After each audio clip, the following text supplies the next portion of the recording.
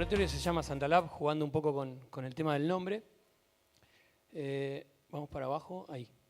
Pero tenemos que empezar por acá. Digo, esto varias veces en las placas que traje va a salir, ¿no? ¿Qué es o qué un gobierno debería, qué tipo de innovación un gobierno, justo este panel se llama, ¿no?, la innovación en la Argentina, o qué tipo de innovación hacemos en Argentina? Y yo creo que lo primero que tenemos que definir es desde qué lugar la vamos a hacer, ¿no? Porque ningún laboratorio no tiene de fondo una ideología, no tiene de fondo una postura, una posición tomada. Y mucho se habla de gobierno abierto, pero digamos, habría que definirlo, ¿no? Porque un laboratorio es una especie de formato de colaboración, que es uno de los tres principales ejes de un gobierno abierto. Lo que ven ahí de fondo, que no sé si se llega a ver, son unas rejas que en 2007 recubrían la Casa de Gobierno de la provincia de Santa Fe, antes que asuma el doctor Wiener como gobernador.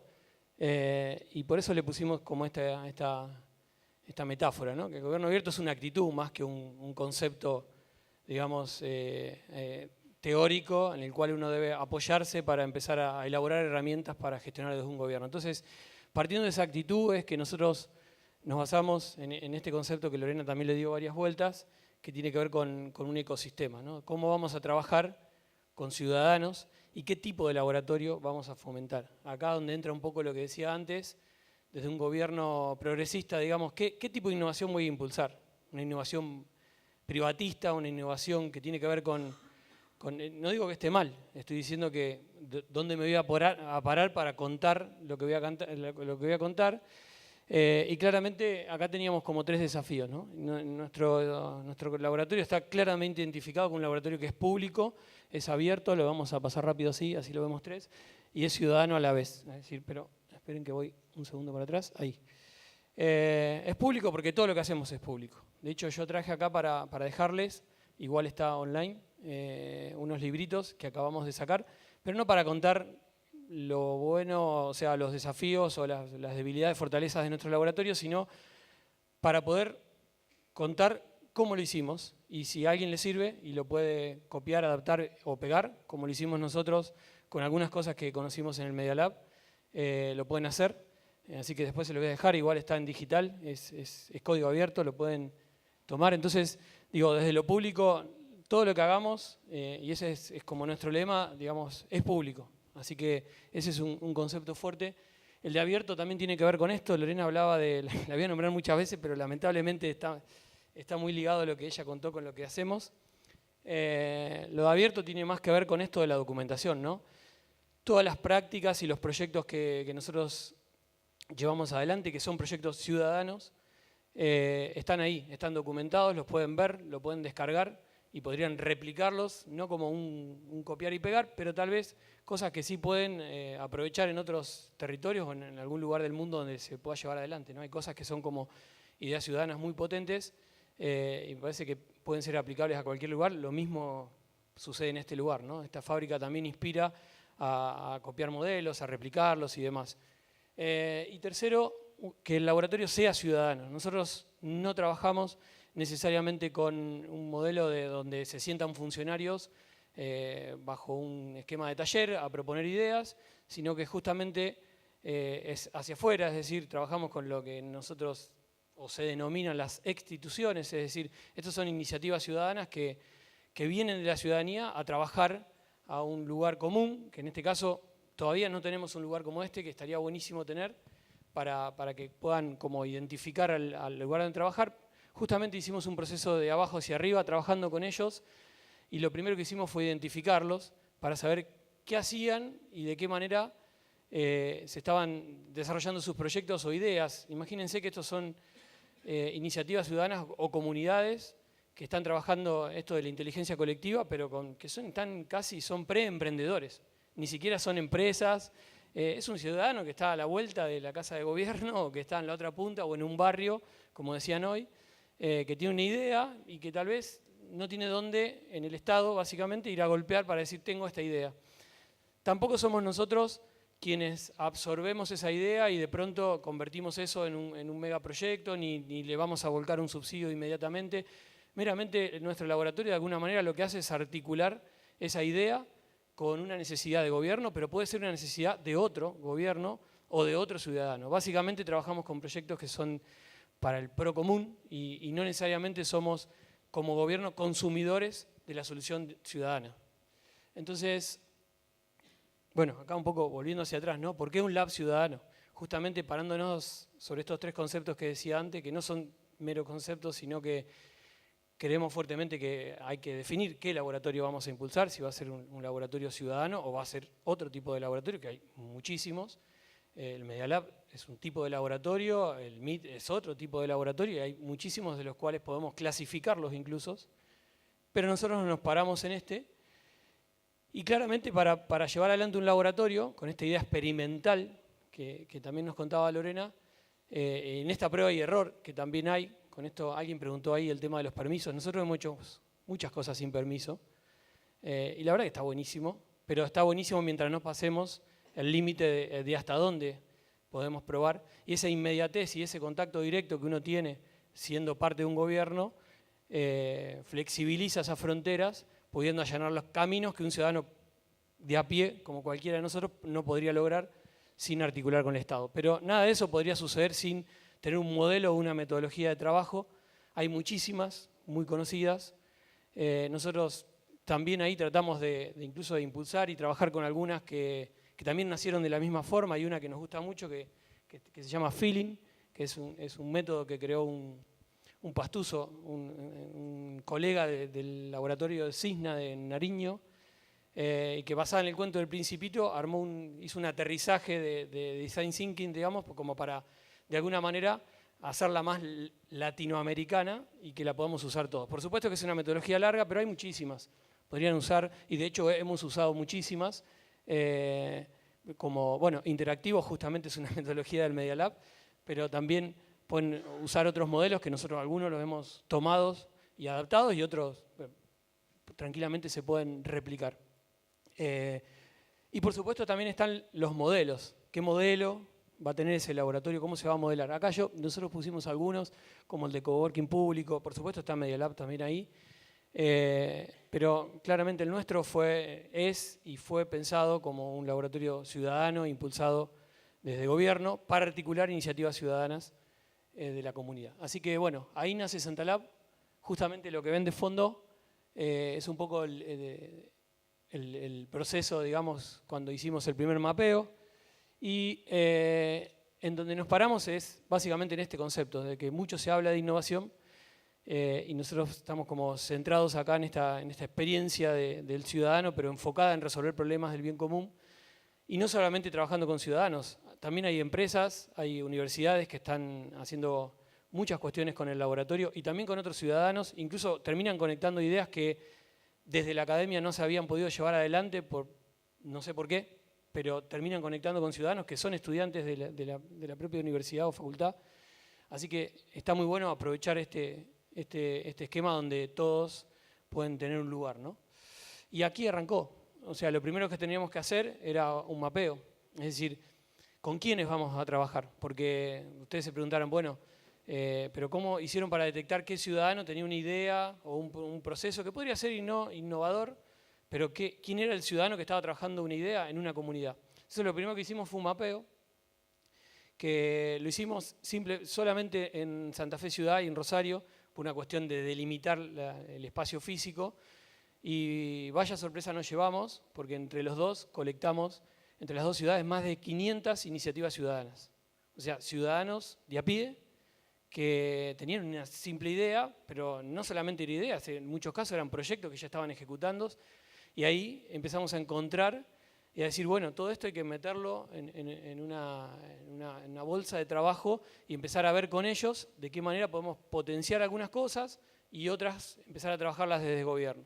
Entonces, de ahí nacieron estas líneas de trabajo que son las que nos identifican, es decir, después de haber hecho un recorrido en las dos ciudades y haber detectado esas 500 iniciativas, vimos como que todas esas iniciativas de alguna manera las podíamos sintetizar de a grupos. Y nacieron estas líneas que ven aquí, que son la de hacking cívico, la de desarrollo sostenible y la de cultura digital. Entonces, acá se preguntarán, bueno, pero ¿cuáles eran esas iniciativas? Porque inmediatamente esto que decía Lorena hoy, cuando le contás a alguien, a tu papá o a tu mamá qué estás haciendo, te van a decir, bueno, trabajás con tecnología o haces hackatones. La primera cosa que se viene a la mente, porque son más populares. Y en realidad cuando uno empieza a poner nichos o nombres a las cosas, parecería que esas iniciativas son únicamente tecnológicas y no podría haber iniciativas de otro tipo.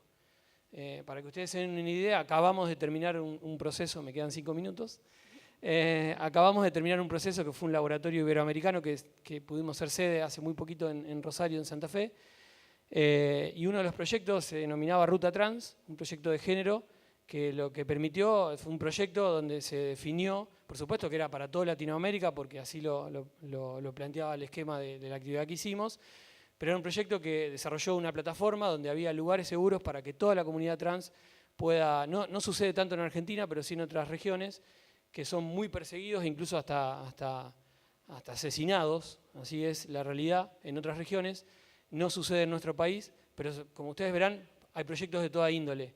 Hubo proyectos que tienen que ver con salud, con huertos urbanos, con agroecología. Entonces hay mucho por hacer en estos esquemas. Entonces, en estas líneas también pudimos acoplar 2 más, que están más abajo, que no son líneas, sino que son integradores de las anteriores. Y uno es en nuestro laboratorio de gobierno, es decir, cómo vamos a trabajar desde las puertas del Estado hacia adentro, o sea, bien de gestión, porque acá teníamos que empezar como a meter el virus en la organización y a ver de qué manera hacíamos que todos los ministerios entendiesen de que también íbamos a trabajar en esta forma. Entonces, cuando le íbamos a meter, por ejemplo, al Ministerio de Producción un proyecto que tenía que ver con ellos, cuando íbamos a cruzar esa barrera de si estaba permitido o no, ellos ya sabían de que estábamos nosotros trabajando con una metodología experimental y podíamos tener como esa libertad de poder hacerlo. Y lo segundo es un modelo que también viene de España, que tiene que ver con la colaboradora, que no es un coworking, es un banco de tiempo, que para nosotros fue un modelo hasta ahora muy exitoso en nuestra región, si bien nació en Zaragoza Activa, que también es un laboratorio, y es un modelo de banco de tiempo donde se paga justamente con algo que hoy todos podemos considerar una moneda social, que es el tiempo. Es decir, alguien viene a trabajar un espacio con un proyecto, una idea, y tiene que donar del 100% de su tiempo un 5%. O sea, y ese 5% se lo dona a otro proyecto, en un esquema colaborativo, es decir, se paga con tiempo. Entonces nosotros ponemos el lugar como gobierno, los ciudadanos ponen la idea y el proyecto, pueden poner una idea, un proyecto, o simplemente pueden venir a colaborar, que esa fue una categoría que nosotros agregamos en Santa Fe como para adaptar el modelo bien regional, y sorprendentemente tenemos en Santa Fe 50 proyectos en marcha bajo este esquema, donde hay una colaboración. Alguien tiene un ingeniero industrial o desarrollador industrial, no tiene por qué tener un título, tiene un proyecto, pero necesita un diseñador o necesita un autodidacta que maneje carpintería o que maneje herrería, y están conectando, y claramente lo que hacen es, si tenemos en esa bolsa un diseñador, va a consumir el 5% de alguien y va a pagar con su 5% a otro proyecto. Es un esquema que se retroalimenta de manera colaborativa. Eso es la colaboradora, lo pueden ver todo en nuestras redes. Por supuesto que es un modelo, como dije, del Zaragoza, pero lo que hicimos fue una leve adaptación. Bueno, esto un poco en números, ¿no? Actividades, lo voy a leer porque no me voy a acordar de memoria la cantidad, pero también en esas 3 líneas tenemos como claramente separado qué hacemos. Entonces, ahí hacemos siempre, o los proyectos pueden terminar simplemente en una actividad de divulgación o de formación, o puede terminar en un prototipo, como seguramente sucede dentro de esta fábrica a diario, o puede terminar simplemente con una conexión con otra comunidad. Entonces, acá un poco hay también resumido en números los talleres que tuvieron que ver con seguridad informática, pero también hubo talleres que tenían que ver, por ejemplo, en cómo construir una huerta orgánica en 1 metro cuadrado. O sea, hubo mucho de las 3 líneas. Acá pueden ver actividades de cooperación. Por ejemplo, en mi área tenemos un programa de basura electrónica, es decir, de hacer disposición final de residuos electrónicos del gobierno, pura y exclusivamente, y hemos creado con un grupo de ciudadanos, que después ese fue uno de los proyectos que sí consumimos adentro del gobierno. Hemos creado un programa para crear un plotter en 2 dimensiones con basura. Es decir, salvo el Arduino, todo el resto de basura electrónica, es decir, fuentes, los carros, las viejas impresoras de carro, los motores paso a paso, todo eso fue reciclado y usando impresoras 3D para modelar algunas cosas, logramos construir algunos prototipos con ellos. Ahí ven uno de ellos. Si se fijan, están todos los componentes que redactamos. Y esto queda en escuelas. O sea, la idea de hacerlo en gobierno es que un ciudadano después lo baja a escuelas técnicas, logramos que el Ministerio de Educación se enganche en la idea, y lo que hicimos fue, a través de las 70 o 80 escuelas técnicas, son ellos mismos quienes arman esto con basura. Entonces ahí hicimos 2 actividades que fueron desarmatones, le llamamos nosotros, es decir, lo llevamos a un salón grande donde está la basura que vamos a tirar, y no saben lo que fue eso, los chicos de los colegios tirados sobre las computadoras sacándole cosas, y después hicimos los armatones, que fueron los procesos de agarrar esa basura y convertirla en esto que ven acá en el fondo. Bueno, esta es un poco la comunidad, vamos cerrando, que no es menor, y todo esto ligado al concepto que decíamos al principio, ¿no? El hecho de cómo conectábamos esto con gobierno abierto. Y bueno, por supuesto que en mi área también tiene a cargo el hecho de trabajar en los otros conceptos de gobierno abierto que tienen que ver con la transparencia y la participación ciudadana, que claramente están ligados con la colaboración. Y acá, bueno, algunos resultados de esto, el tema de las iniciativas. Estas son iniciativas que ya están trabajando con el laboratorio, no son iniciativas que se acercaron y no prosperaron. Los documentos, la importancia de documentar y compartir todo lo que hacemos está subido en nuestra web, en la web del gobierno oficial, en Santa Fe Gobar /Santalab, van a encontrar, o santalab.cc, van a encontrar todas las iniciativas con las cuales trabajamos, pero además la documentación que surgió de cada una de ellas.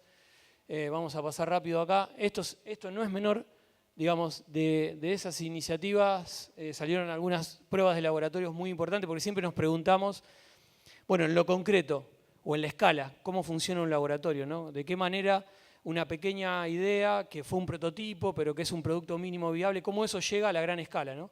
Y ahí logramos varias cosas. Que una ONG que trabajaba sobre sitios web para adaptarlos y que personas ciegas y sordas puedan trabajar con los sitios de gobierno.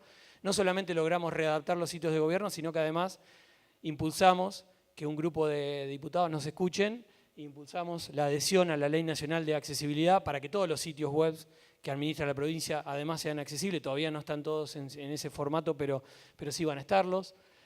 Ese bicicletero que ven de fondo, no solamente lo co-creamos con ciclistas de Rosario, Santo Tomé, Funes y Santa Fe, sino que ya hicimos una licitación donde nosotros mismos estamos instalando bicicleteros públicos, pero además también logramos convencer a otro grupo de legisladores, porque la bici no existe como medio de transporte. Entonces dijimos, che, qué buena estaría la idea de llevar a todos estos activistas a decirles a los diputados que hay que incluir a la bici como medio de transporte. Así que ya tenemos el proyecto metido en la legislatura y también el laboratorio ahí logró conectar cosas como que se van del ámbito del Ejecutivo, y en este caso de los ciudadanos, y llegan al Legislativo. Bueno, esto que les conté antes, que pasamos rápido, una plataforma de participación ciudadana digital, que no la desarrollamos nosotros, es una plataforma ciudadana de 2 ingenieros en sistema de la UTN de Santa Fe, que trajeron la idea, la potenciamos y se usó en más de 6 espacios. Acá están como los 3 más importantes. El primero tuvo unas 20.000 participaciones, la Ley de Educación tiene 60.000 personas que participaron, y Bases para la Reforma, que es un intento de la gestión de gobierno de impulsar un proceso de reforma en gobierno, que también se usó la plataforma. Bueno, las conclusiones fueron como que las fuimos diciendo durante la presentación, pero como mensajes para quienes quieran ir por un laboratorio de innovación, es esto, ¿no? Pensar primero dónde nos paramos, con quién vamos a trabajar y de qué vamos a impulsar, ¿no? ¿Qué tipo de innovación queremos impulsar? Me parece que ahí está la clave, y vuelvo a repetir esto de abierto, ciudadano y que decíamos al principio, y que me parece que sobre esos conceptos podemos lograr esto de la ética hacker que dice Pekka Heeman en uno de sus libros, donde esto de compartir un poco, ¿no? Lo venimos tomando de la esencia del software libre, ¿no? Esto de poder tomar algo que alguien hizo, mejorarlo o no, pero poder compartirlo con otros. Así que básicamente eso es lo que hacemos en Santalab. Gracias.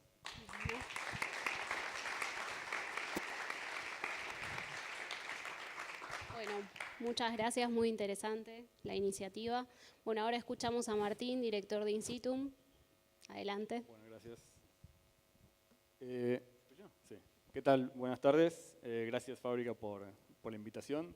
Lo que les quiero contar hoy es un poco cómo veo que el diseño puede hacer un aporte al abordaje de desafíos complejos que tiene el sector público, a través de algunos principios bien concretos y de un caso ejemplo de un proyecto que hemos realizado el año pasado para la ciudad de Buenos Aires. A modo de introducción, soy diseñador, diseñador industrial. No sé, ¿cuántos diseñadores hay en la sala? Ah, wow, todos. ¿Cuánta gente trabaja en universidades, mundo académico? Perfecto. ¿Y en gobierno? Leo da la mano siempre. Está repartido. Ganan los diseñadores, parece. Entonces, como les decía, me formé hace casi 20 años en diseño industrial en la UBA y hace 15 años decidí ir a estudiar un posgrado, una maestría en diseño en Chicago. Intuía que había algo más, más allá del diseño de objetos, de sillas, de logotipos. Y tenía un poco de razón. En total estuve 8 años en Estados Unidos, trabajé en el equipo de diseño de Motorola en la ciudad de Chicago y en IDEO, no sé cuánta gente conoce IDEO, es una consultora de diseño e innovación, un poco la responsable, culpable de que hoy hablemos de Design Thinking.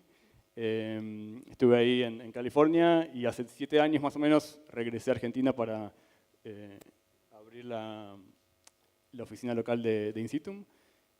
Insitum es un equipo de más de 200 colaboradores a nivel global.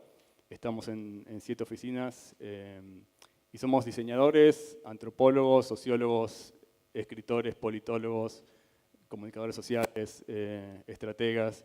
Es un grupo muy diverso de personas y lo que nos motiva es esto, es ayudar a diseñar un mundo más centrado en las personas, un mundo más humano.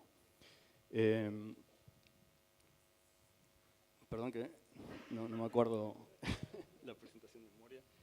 Entonces, un poco, ¿qué está pasando hoy en el mundo y por qué estamos hablando de diseño y de políticas públicas? Por un lado, creo que todos sabemos que estamos frente a desafíos muy complejos, ambiguos, que no están resueltos, temas de educación, de alimentación, salud, desigualdad, inmigración, algunos se han tocado en las charlas anteriores. Entonces, este contexto hace que haya necesidad de resolver este tipo de desafíos. Por otro lado, estamos frente a cambios de paradigma. Hoy se habla mucho del mundo digital, nuevas tecnologías. La información transita a velocidades muy altas. Y esto hace también que estemos poniendo un poco en cuestionamiento metodologías o procesos más tradicionales de trabajo de resolución de problemas y mirando hacia nuevas formas de abordar estos desafíos. Y en tercer lugar, ciudadanos o vecinos, vecinas más exigentes y más empoderados, que demandan a los gobiernos servicios de la calidad que viven con empresas privadas, ¿no? con los Uber, los Airbnb, los Netflix del mundo. Entonces esto hace que estemos frente a este desafío de ayudar a resolver este tipo de desafíos complejos y ambiguos a través del diseño, ¿no? Entonces un poco la pregunta es, primero, ¿por qué diseño? Y después, bueno, ¿cómo el diseño puede ayudar a este tipo de desafíos? Un educador, diseñador, ya fallecido, Víctor Papanek, decía que lo único importante del diseño es cómo se relaciona con la gente. Y esto un poco para pensar en el diseño más allá del objeto, ¿no? Más allá de la gráfica, del logotipo. En esencia, el diseño tiene que buscar mejorar la calidad de vida de las personas. Y cuando hablamos de diseño, en particular, hoy nos referimos mucho a diseño centrado en las personas. Esto se conoce como Design Thinking. Sé que muchos diseñadores no les gusta hablar de Design Thinking. El mundo académico en general también, por lo menos acá en Argentina, lo rechaza bastante. Le podemos poner la verdad que el nombre que queramos. Diseño estratégico, diseño punto, lo que quieran. Básicamente, hablamos de diseño centrado en las personas porque no hablamos de diseño centrado en los objetos, ni diseño centrado en los diseñadores. Hablamos de un diseño aplicado a mejorar la vida de las personas a través del entendimiento de sus necesidades, sus frustraciones, sus expectativas. Y tampoco hablamos de diseño como algo exclusivo de los diseñadores, quizás este es el punto que más disconfort causa al mundo del diseño. Tiene que ver con trabajar con otras disciplinas, con antropólogos, con sociólogos, un poco como les contaba que trabajamos en Insitum, y también tomar prestadas metodologías de otras disciplinas. No solamente el diseño el que aporta soluciones metodológicas, sino que también tomamos mucho de las ciencias sociales, de la economía del comportamiento, de teoría de sistemas. La verdad que hablamos de diseño, pero ahí adentro hay un montón de técnicas y métodos de otras disciplinas. Y esto en el mundo del sector privado, de las empresas, ya ha sido adoptado, esta forma de resolver desafíos complejos y ambiguos de negocio, ¿no? Y hay muchos estudios que muestran cómo el incorporar diseño a procesos internos resulta en un impacto muy positivo en los resultados de la compañía, ¿no? Más del doble de evaluación de estas compañías que incorporan diseño en comparación con las que no lo hacen. Ahora el desafío es, y ya desde hace unos años se está incorporando esta forma de trabajar también a sector público, ¿no? Entonces quería mostrarles un poco cuáles son estos desafíos, más allá del diseño de objetos, sillas, logos, como venimos hablando, que puede abordar el diseño. Y ojalá que con esto logre inspirar tanto a los diseñadores para expandir, digamos, su área de influencia, al mundo académico para encontrar respuestas acerca de hacia dónde debe evolucionar la educación del diseño, un poco lo que se debatía en el panel anterior, y a los equipos de gobierno para que consideren ese tipo de abordajes o de metodologías para la resolución de los desafíos que tienen por delante. Entonces, les voy a mostrar rápidamente una serie de ejemplos. Este es un caso de un proyecto que se hizo con Michelle Obama en Estados Unidos para mejorar la alimentación en escuelas de niños en edad escolar a través de impulsar un mayor consumo de vegetales, frutas y verduras en realidad. Un proyecto que hicimos en Perú para mejorar la experiencia de pasajeros en el metro. Un proyecto que hizo IDEO en Los Ángeles con metodologías participativas para mejorar la experiencia del votante de ir a ejercer el derecho a voto en una elección. Uno de Argentina para mejorar el acceso a medicamentos para pacientes de PAMI. Otro de IDEO en Estados Unidos para disminuir el número de embarazos no deseados entre adolescentes. Vean que todos están formulados en forma de pregunta porque la solución no es clara ni va a ser un objeto, ni una pieza de gráfica, ni una pieza de indumentaria, ¿no? Son problemáticas complejas que requieren soluciones sistémicas. Y este es un proyecto interno que hicimos este año en Insitum acá en Argentina. La verdad que un desafío muy ambicioso, todavía es un proyecto que está en curso, pero que busca diseñar soluciones para disminuir o eliminar el número de muertes por abortos clandestinos. Y bueno, paso a contarles el caso de este proyecto que hicimos el año pasado con el registro civil del gobierno de la Ciudad de Buenos Aires.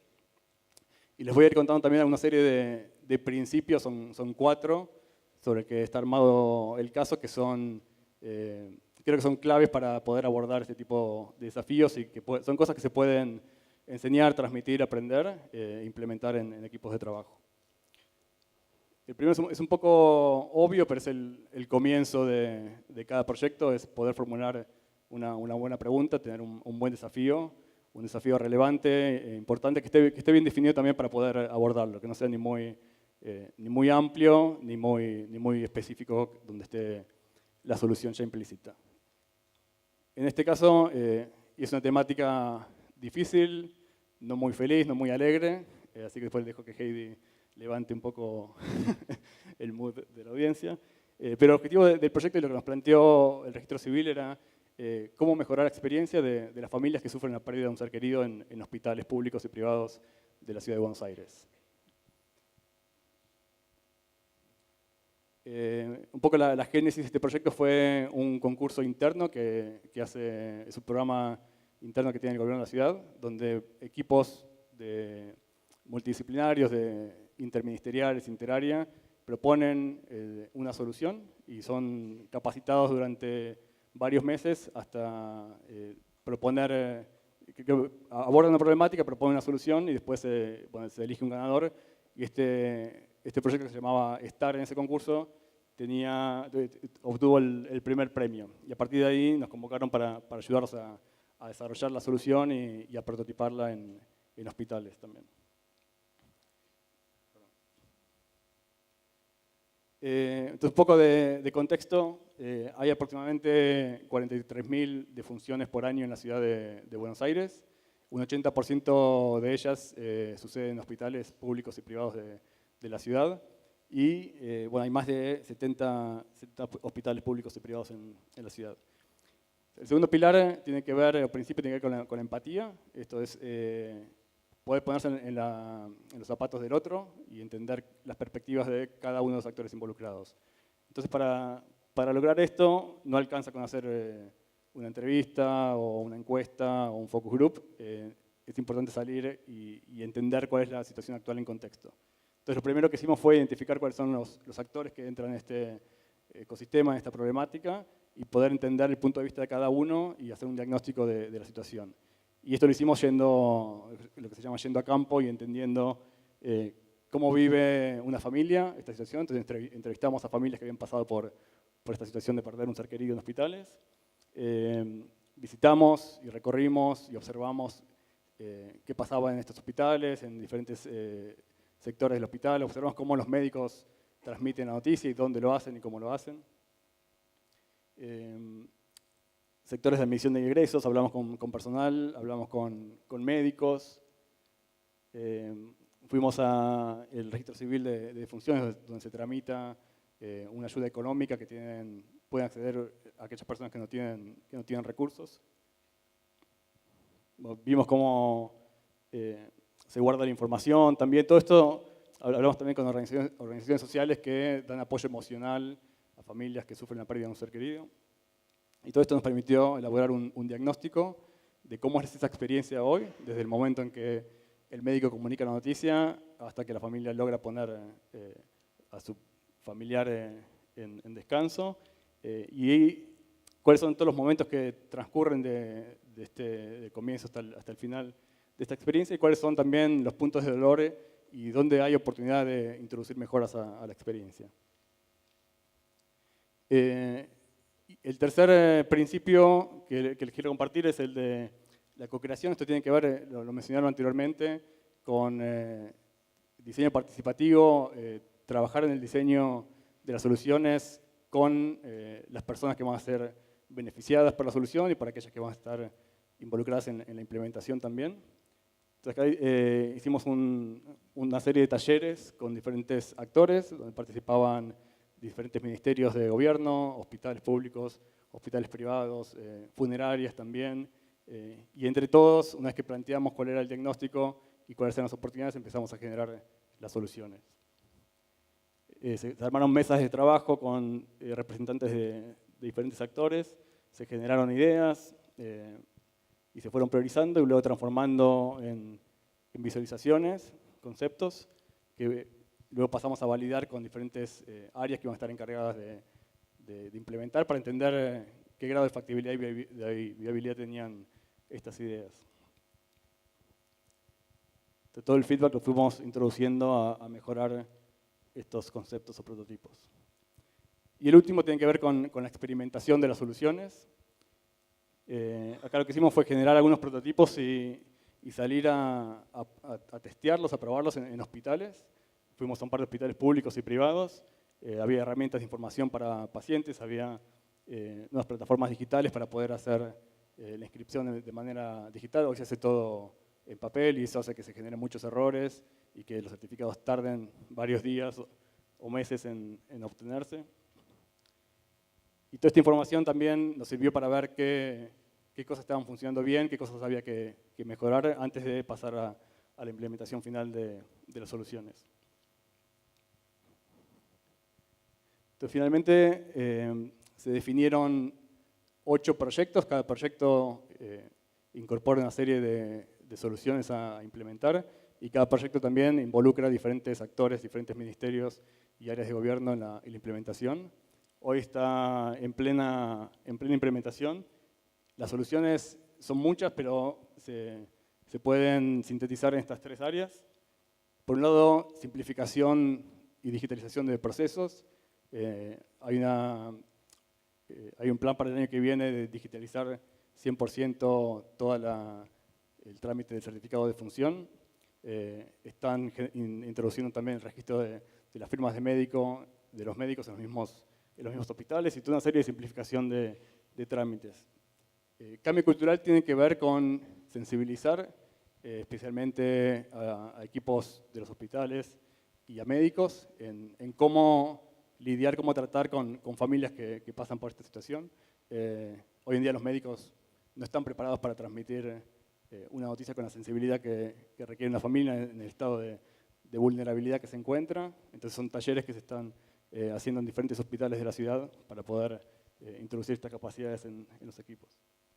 Y finalmente, contención económica tiene que ver con ayudar a aquellas familias que no tienen recursos a que puedan dar una sepultura digamos, como se debe a su familiar. Hay ayuda gratuita, digamos, hay ayuda económica donde la familia no tiene que pagar nada y hay otros tipos de ayuda donde a través del seguro de vida le pueden gestionar una mejor ayuda económica. Esto ya se está implementando en más de 16 hospitales, ya está en funcionamiento. Se ha logrado disminuir el trámite del certificado de función de 7 días, que en algunos casos iba hasta 30 días, a solamente 24 horas. Y tiene potencial de impacto, cuando el año que viene se implemente todo el sistema digitalizado en todos los hospitales de la ciudad, de impactar en 40.000 familias. Después, para concluir muy rápido, sé que estoy pasado de tiempo, creo que hay una oportunidad de introducir ese tipo de metodología, de diseño centrado en las personas para abordar este tipo de desafíos complejos y los digo con estos 4 principios que nos pueden ayudar a abordar mejor este tipo de desafíos y encontrar soluciones que sean relevantes para las personas y que ayuden a mejorar su calidad de vida. Muchas gracias.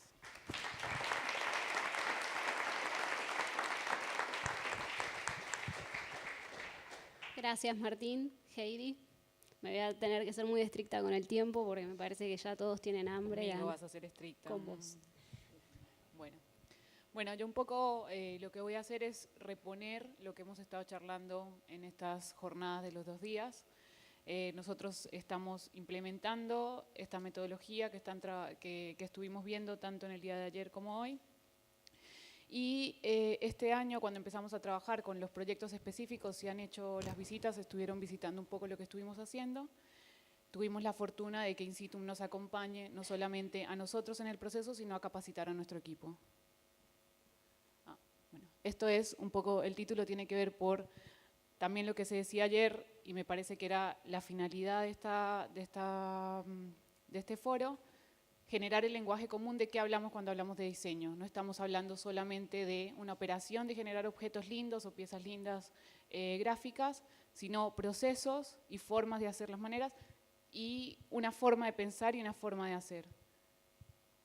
En esto era fábrica la semana pasada, el sábado de la semana pasada estábamos así, en el fin de semana estábamos así, que no sé si Silvi lo pudo mostrar, y esto me parece importante por el tipo de organización que es fábrica, ¿sí? El tener una organización gubernamental con una flexibilidad como la que tiene fábrica, que la hace dinámica para poder responder a los desafíos que enfrenta y también con la cantidad de actores que intervenimos y con los que trabajamos.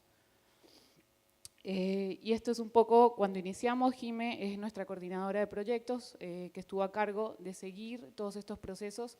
Trabajamos en 3 ejes, en los proyectos específicos que les voy a hablar. Después, como vieron, tenemos todo tipo de proyectos de divulgación y de educación. En estos 5 proyectos que trabajamos en hábitat, en salud y educación, con equipos interdisciplinarios de 3 personas, y también trabajamos y tratamos de hacerlo intergeneracional con estudiantes y también profesionales de las áreas proyectuales, antropólogos y una gerontóloga específicamente, porque trabajamos en 2 talleres, en 2 proyectos de salud para adultos mayores. Esto que venimos hablando, que es el diseño estratégico, esta metodología que usamos, un poco lo que me interesa es como la abstracción y la sistematización de los principios y los procesos, ¿sí? Cómo sistematizamos este proceso para poderlo volcar y también, como decía Martín antes, tomar de otras disciplinas que nos aporten a nosotros a algo que el diseño también es bastante joven, no tiene tanta metodología de hacer las cosas o no tenemos tanto bagaje teórico de cómo hacerlo. Siempre ha sido como del hacer y no hay tanto volcado en la teoría. No sé si lo conocen, nos empezamos por acá. Esto es cuando arrancamos las capacitaciones con Insitum, que nos venían a contar y a introducirnos en cada una de las etapas que fuimos trabajando.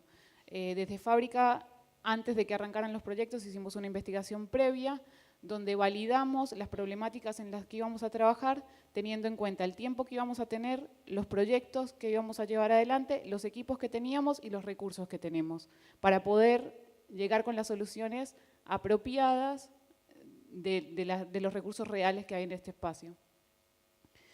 De esta manera, este doble diamante, que es bastante conocido en el Design Thinking, diseño centrado en las personas, como sea, nos ayuda a ordenarnos en el proceso. Planteamos la dinámica de trabajo y también, bueno, este es el esqueleto de la dinámica, adentro está lleno de otras iteraciones. El proceso es iterativo y recursivo, donde estamos todo el tiempo reponiendo y avanzando, como en este loop de feedback. Tomamos la información, volvemos y la volvemos a insertar en el sistema.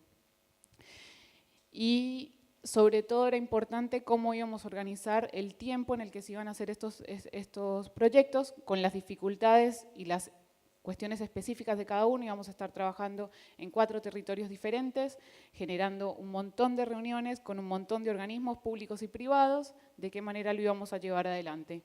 Esta era nuestra base previa, y después cuando empezamos a correr el prototipo.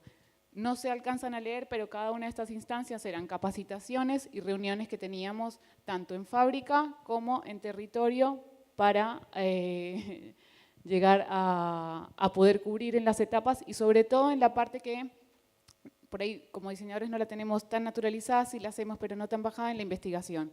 Cómo se iba a llevar la investigación y se iba a bajar esa investigación para poder volcarlo después a generar esas buenas preguntas y también hacer la lectura entre líneas, que no pasa cuando preguntas qué es lo que se necesita. Cómo hago una lectura que no es solamente lo que me están diciendo, sino las actitudes o las operaciones que se están llevando a cabo. Entonces acá estamos un poco en todos los proyectos. Jime hizo todo un trabajo increíble de poder coordinar todo esto. Imaginen reuniones entre ministerios, organizaciones, los equipos, los comitentes. Bueno. Y esto es importante. Estuvimos mucho por ahí ayer hablando un poco en la innovación como una cuestión de digital, que no es solamente eso, es cómo creamos valor y también los cambios de paradigma, cómo podemos tomar algo y revalorizarlo. Entonces arrancamos a ver cómo empezaban a hacer otras entrevistas, cómo íbamos a ir al campo, cómo nos íbamos a capacitar nosotros para hacer las preguntas, para poder generar empatía, entender al otro. Aprendimos muchísimo a lo largo de estos 5 meses de todas las problemáticas, cómo abordarlas y también cómo sentirlas propias de alguna manera. Esto fue en 3 de febrero. Y también poniéndonos un poco en el lugar del otro. Después de estar chicos que ya están en la facultad, volviendo a la escuela, a ser parte del aula, estar en esa escala, tratando de entender cómo era que los niños están en la clase, y no solamente los niños como usuario final de alguno de los dispositivos que estábamos haciendo, sino también el docente, cómo era la vinculación del docente con eso, la heterogeneidad que tenemos en general, estos problemas complejos, estamos tratando de ver cómo, bueno, el problema son los niños o la lectoescritura, pero después vamos y la realidad es súper heterogénea, súper compleja. Adultos mayores no es solamente gente mayor, somos toda la población que a partir de una determinada edad se nos acaba el guión y no podemos estar jugando al pádel durante 30 años después de la jubilación. Entonces, ¿qué se hace con eso? Bueno, acá están un poco más los chicos ahí. Y en esto, creo que un poco también como decía Wolfgang, lo que pasa con las teorías y lo que está pasando con el diseño o cómo estamos generando estos nuevos paradigmas, las teorías son formas de ver el mundo, pero no dan cuenta de cómo el mundo es. Eso lo tenemos que estar todo el tiempo actualizando porque también es una cuestión cultural. Y a medida que va cambiando la cultura, tenemos que recomponer esas teorías y esas formas del hacer. Siempre después, los martes nos reuníamos semanalmente a las reuniones de facilitadores, donde estábamos todo el equipo, también con Lucas, que era el que estaba haciendo el seguimiento de cómo íbamos a generar también los indicadores y qué impacto iba a poder tener estos proyectos después, que creo que es uno de los mayores desafíos, el impacto que podemos llegar a tener y cómo medimos ese impacto. Mucho tiene que ver con cuestiones cualitativas, no tanto cuantitativas, y eso es difícil de medir y es difícil de mostrar también. Pero bueno, acá nos reuníamos y también las dinámicas de trabajar en grupos interdisciplinarios. Antes lo decían, es súper lindo, interdisciplinario, transdisciplinario, todos de todos lados, todos de diferente edad. Bueno, hay conflicto en eso. Entonces, ¿cómo transitamos ese conflicto?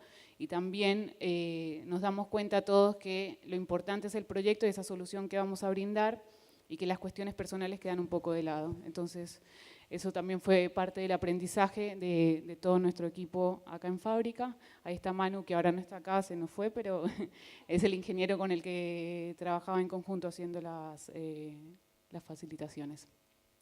Después, volver, o sea, una vez estaba la etapa de investigación, volvíamos a Fábrica, reacomodábamos los objetivos, medíamos los tiempos, volvíamos a territorio y chequeábamos que esta información y estas soluciones que estábamos tratando de brindar fueran las correctas, tanto desde los nenes como las directoras, las maestras, y tratando de entender también esto complejo. O sea, somos diseñadores, ellos son los expertos, cómo vamos a tomar la información que nos están dando y la vamos a volcar para llegar al mejor proyecto posible.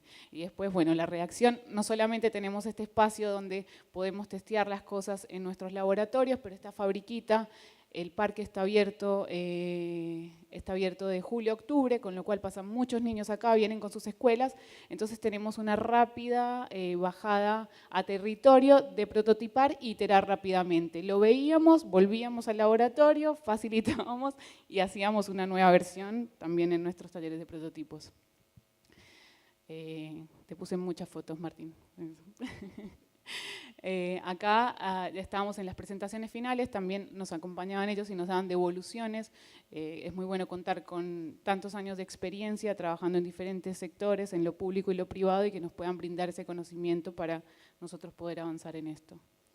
Y este es el otro proyecto de adultos mayores, también volvieron a territorio a trabajar en el proyecto de inclusión digital del cobro de haberes por cajero automático, y cómo lo íbamos prototipando, y también sentir esa gratificación que es llevar algo que sienten que es una solución, que ayuda a esa comunidad, y eso como que nos vuelve todo el tiempo, y se generó algo muy lindo que fue la propiedad del proyecto. Los participantes de los equipos se apropiaron de estos proyectos y querían dar el mejor proyecto posible a ese comitente con el que habían estado compartiendo 5 meses de idas y vueltas de todo lo que se necesitaba. Y esta es una frase que a mí me encanta: eventualmente todo se conecta, las personas, ideas, objetos. La calidad de las conexiones es la clave de la calidad en sí. Y creo que es eso, o sea, todo lo que estamos tratando de hacer con esto es crear equipo, armar equipo entre organizaciones, universidades, privados, públicos, porque creo lo que nos une todos acá es que realmente queremos generar un mejor mundo en la medida de lo posible con los recursos que tenemos disponibles para todos. Y acá estamos los equipos el último día. Ahora los extrañamos, chicos, queremos que vuelvan, por ahí hay algunos. Muchas gracias.